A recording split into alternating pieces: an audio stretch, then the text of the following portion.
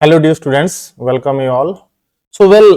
In this lecture, now I am going to start a new course in physics, that is nuclear and particle physics.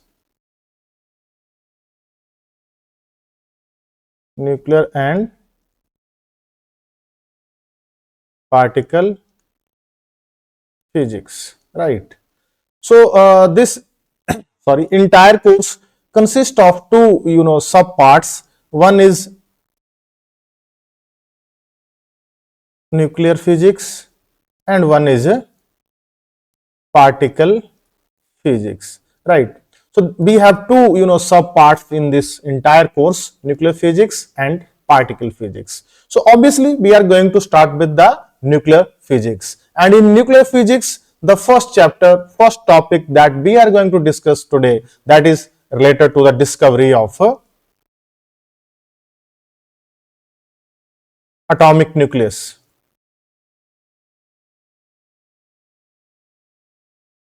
right.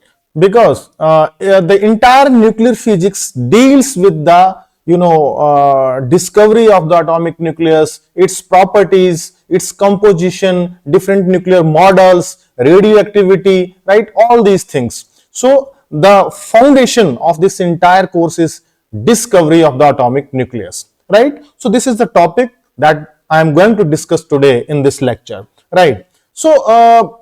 If I talk about the present knowledge of the atom, then at present we know very well what is the atom. According to the present knowledge, we know an atom consists of a positively charged core, that is called nucleus, and this nucleus contain neutrons plus protons, whereas electrons revolve around the nucleus in different paths, right, that we call orbits.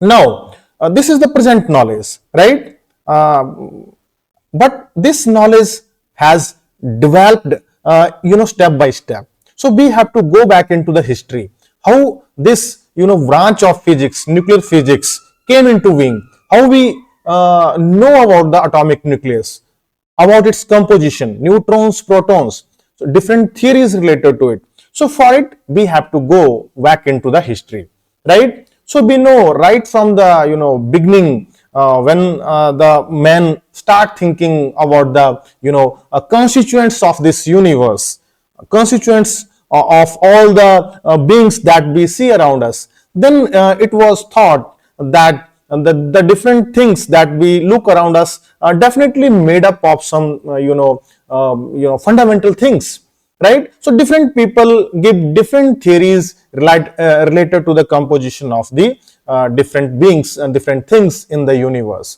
right. So if I look at the different theories, right, I can show you here. So list of atomic theories in order. So you can see here, the atomic theory has evolved since ancient time. The hypothesis of Greek scholars has become the basis of analysis for scientists, right.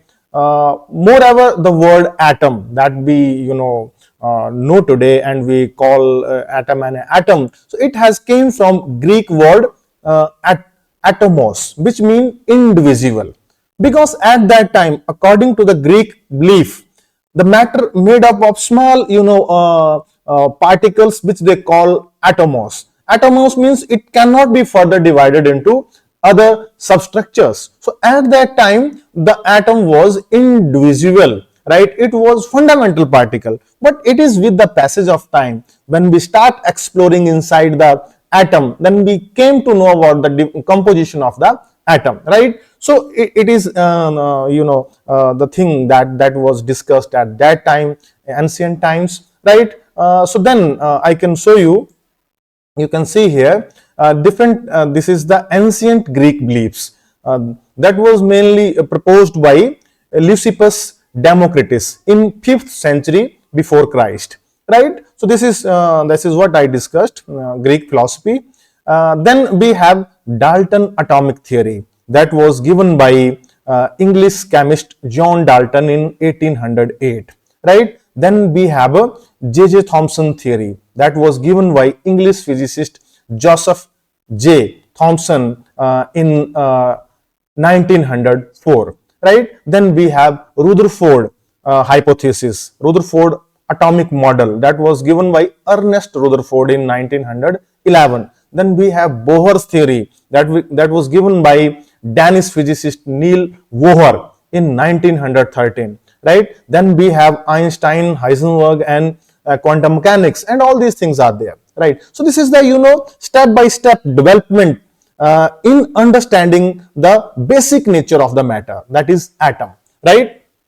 So now I'm going back from the beginning. I'm starting from the beginning. So I told you the beginning was the ancient Greek beliefs. But here, I think one thing is missing. That is the Indian philosophy, right? What was the Indian perspective?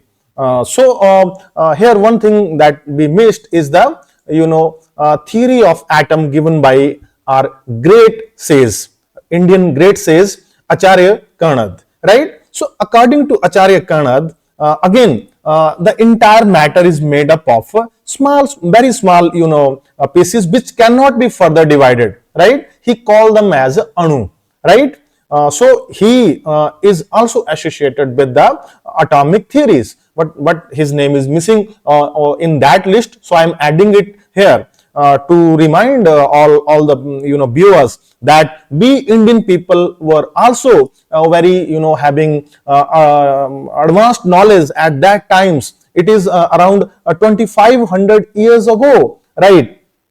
Otherwise, the modern science consider that the first atomic theory was given by John Dalton, but his name has been ignored. So we should also consider all our own, great, scientist that was at that time known as says Acharya Karnad. His original name was Kashyap, and he was basically from Dwarka, that is presently in Gujarat, right? So the same thing that he said, that the matter is made up of small, very very small particles that he called Anu, right? So this Acharya Karnada's theory was again similar to the ancient Greek beliefs, right? But his theory was coined very earlier as compared to the Greek beliefs, because the Greek beliefs came in the 5th to 6th century before Christ, but his beliefs, his theory, that was around 100 years before Christ, right? So I think this should be considered at the foundation of the atomic theories in the modern world, right? But misfortunately, his name is missing in Wikipedia's list, so we should remember it, right? So now I was saying that these are the different theories. Now, if I came to the most discussed theory, then they were J.J. Thomson theory and Rutherford, right? It was J.J. Thomson whose atomic theories was different than whether it is ancient Greek beliefs, it was the theory of Acharya Karnad, or it was Dalton atomic theory, because all three theories consider atom as indivisible, as a fundamental particle of the matter.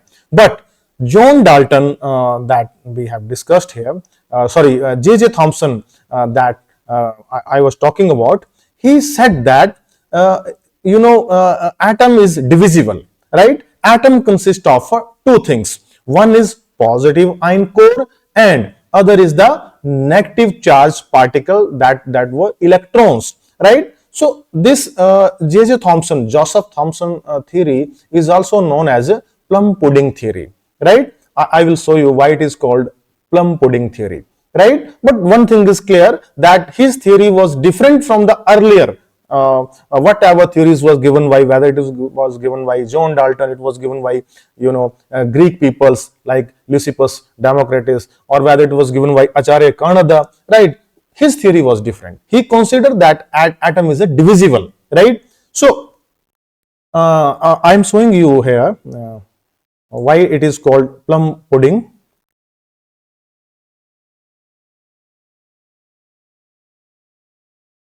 So you can see here, this is the Thomson atomic model. So you can see here, this is the atom model, and it is watermelon.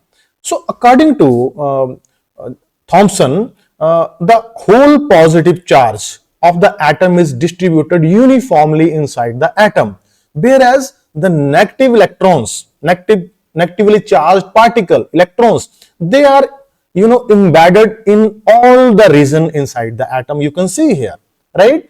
The situation is very similar to the watermelon. Here in watermelon, you can consider the seeds of the watermelon as electrons, right? Whereas this red area, it is considered as the positive charge that is distributed in the entire volume of the atom, right? So we can compare these two because the two things are very much analogous, right? Now I was saying that this theory is also called as a plum pudding. Plum pudding is basically a dish, sweet dish that we call dessert, right?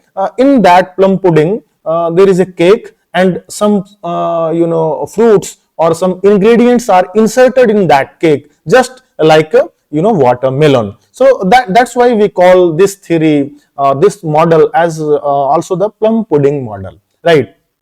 But this model has several drawbacks, and mainly this model was challenged by Ernest Rutherford, right? When he performed a very famous experiment in the history of nuclear physics, that was a Rutherford alpha ray scattering experiment.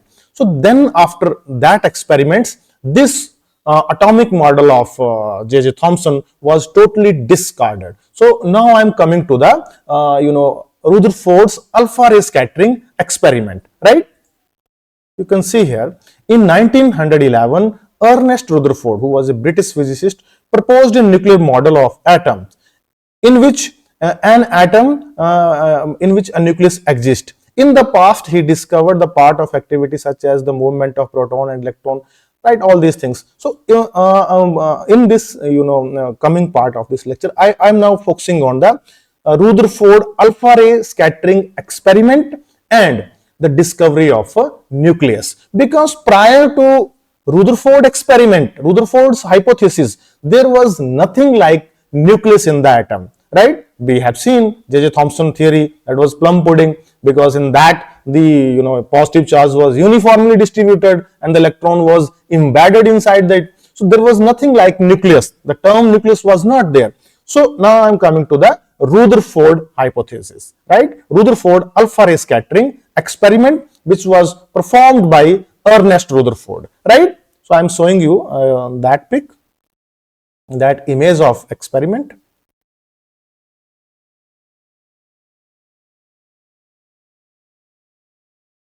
You can see here, this is Rutherford's gold foil experiment, right? That was performed by Ernest Rutherford, right?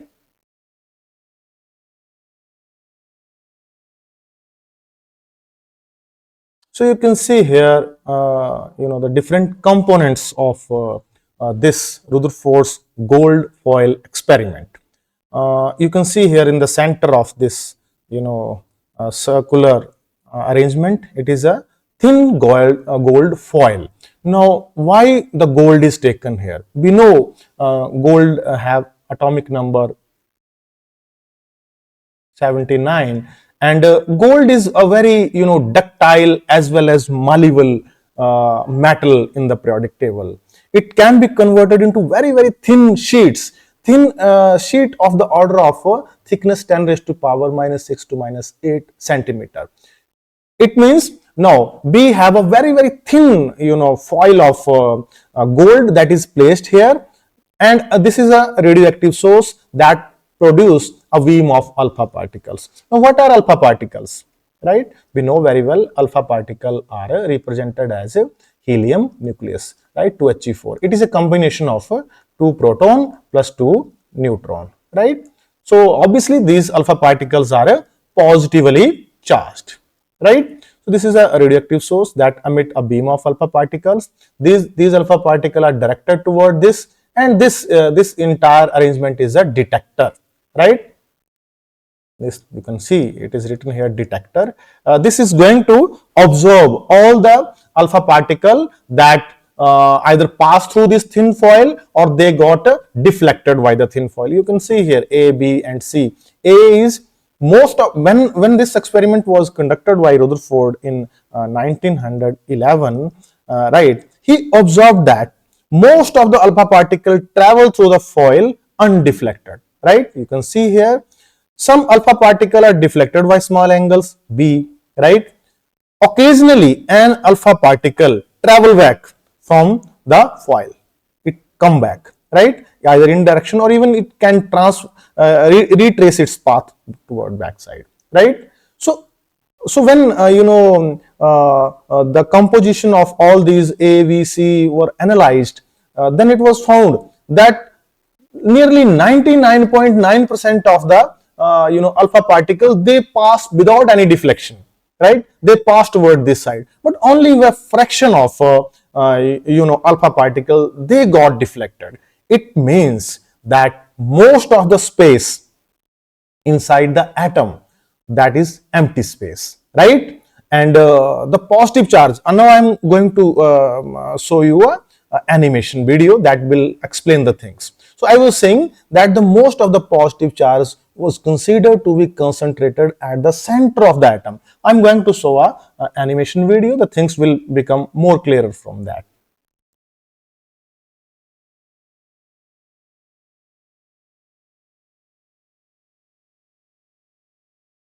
You can see here, this is a fluorescent screen. Actually, it is a detector that is going to detect the scattered alpha particle. This is an alpha particle source. It is a thin gold foil, right? So you can see here. You can see these are the alpha particle coming off this radioactive source. Most of them are passing, right, without going. This is one particle that is got deflected. You can see from here, right? 1, 2, right, 3, but the most of them are passing without any deflection, right? So you can see here that what I was saying, 99%, more than 99% of the alpha particle, they are passing toward this side, right? But only very small fraction of the alpha particle is coming toward this side, right?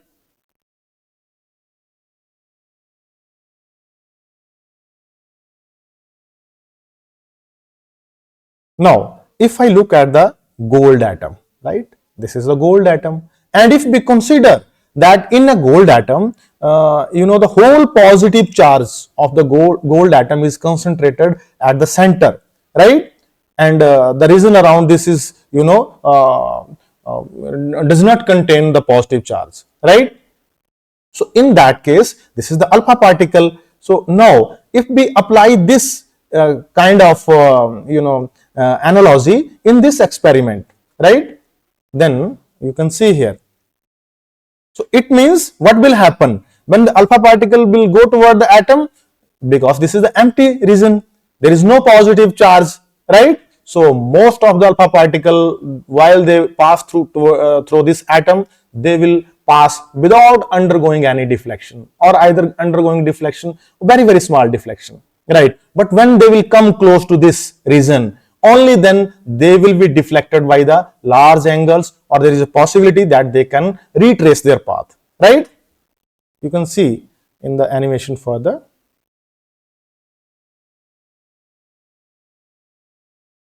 Now, I am representing this thin gold foil as a combination of small atoms, because we have made this thickness very small, of the order of 10 raised to power minus 6 to 10 raised to power minus 8 centimeter. So I can say now there is no overlapping of the individual atoms. We know the size of the atom is of the order of 10 raised to power minus 10 meter, right? So you can see further. So when the beam of alpha particle will come, this is the arrangement of the atom. Yes, this beam is coming now. So you can see most of the alpha particle is passing this foil without undergoing any deflection, but only a very small portion of the alpha particle that undergoes collision with the positive core, they are deflected by the large angles, right? Right. So this is the animation that cleared the understanding of Rutherford experiment, right? Now I am coming back here. So now what are the outcomes of this experiment? The outcomes are that in an atom, If I consider this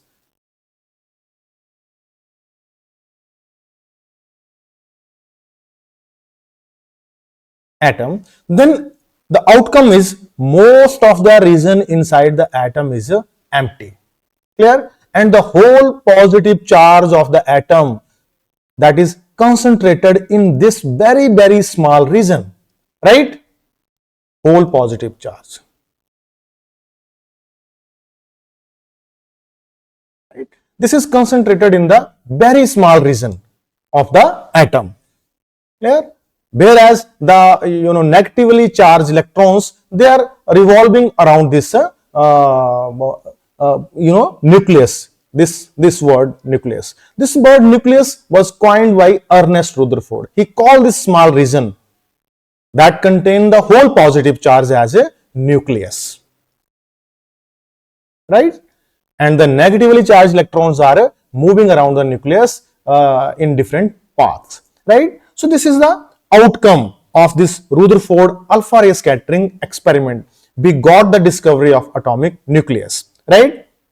Now the whole positive charge that was earlier considered to be distributed uniformly in the entire volume, now it is proved that this assumption was wrong, and the entire positive charge is concentrated in this small region, right? And the rest of the region, that is going to be empty. It does not contain a positive charge, right? So this was the outcome of the Rutherford alpha ray scattering experiment. Now Rutherford has also made an attempt to find the dimensions of this small region that he called as a nucleus. Now how we can calculate the dimension? We can calculate it, right? Suppose a beam of alpha particle is coming toward this nucleus.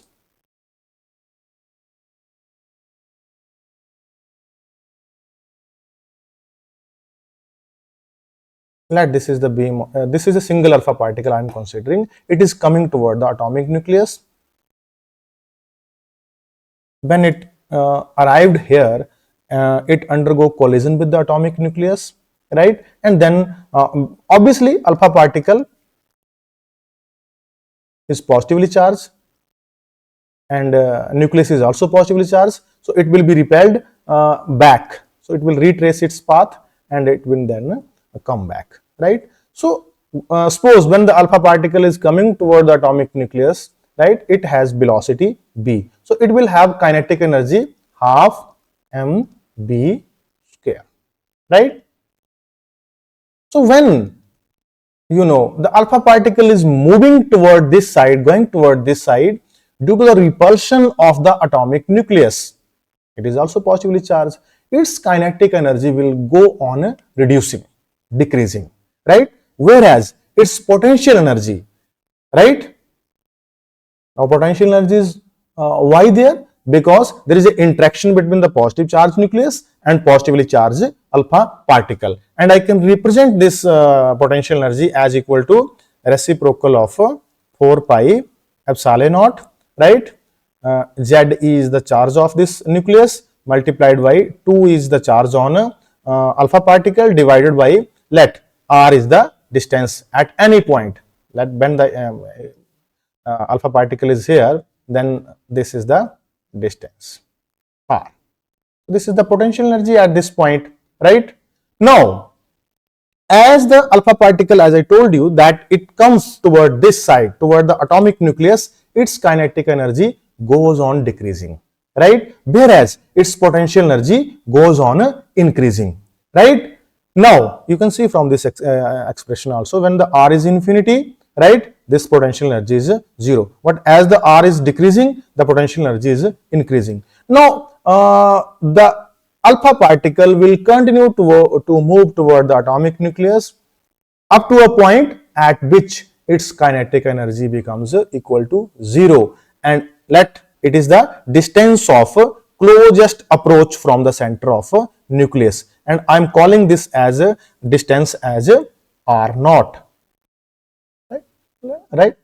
This is r naught. R naught is the distance of this point from the center of a nucleus. So when the alpha particle arrived at this point, when it is at distance r naught from the center of the nucleus, let its kinetic energy becomes 0 and its total energy becomes equal to potential energy, means its potential energy becomes maximum. So what will happen when the kinetic energy of the alpha particle becomes 0? It will now retrace its path. It will be pushed by the positive field. So it will then go back. So I can say at this distance kinetic energy is equal to potential energy. So I can equate these two relations, right? So I can say half m b square is equal to reciprocal of 4 pi epsilon naught into 2 z e square upon now r naught, right? 2 gives me 2, right? 2 to 2 cancel, right? So I will get r naught is equal to z e square upon pi epsilon naught m b square, right? So this is the expression result that I got for r naught.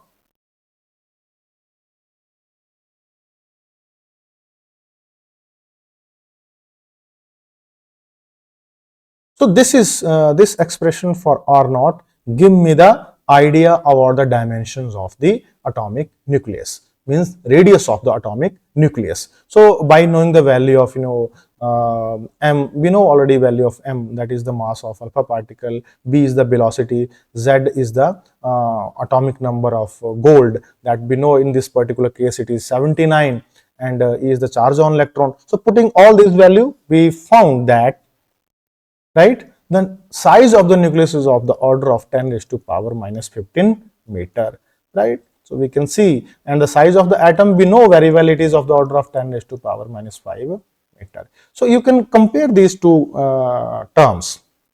You can say that nucleus is 10 raised to power 5 times smaller than atom, right? So you can say that this is the very small, very small region, right, inside the atom where the entire positive charge is concentrated. So this is all about the discovery of atomic nucleus.